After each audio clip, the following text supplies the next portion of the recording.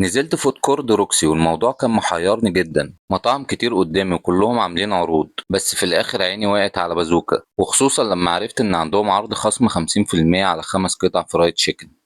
مطعم بازوكا عامل عرض خصم 50% على 5 قطع فرايد تشيكن، نص التمن 199 جنيه.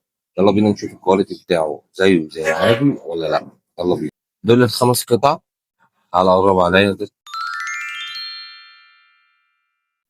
دول ال5 قطع، هنشوف بقى من جوه الفراخ عاملة ايه. دي الحتة بقى اللي هي ايه بتاعت البوز.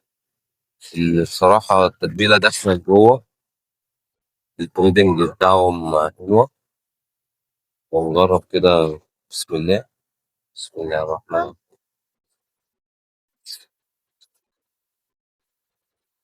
يا خبر اسود، الاكل فوضى تخن وخلي بربور الواحد فاح. التتبيلة حلوة بصراحة. طعم الفراخ حلو ومفيش حاجة من جوه، وأفضل من البراندات اللي انتوا عارفينها يعني. يعني طعمها بصراحة الخلطة بتاعتهم جميلة بصراحة. والعرض كمان يعتبر حلو اقتصادي، 5 قطع ب199. كويسين يعني، زفوا فاضيين.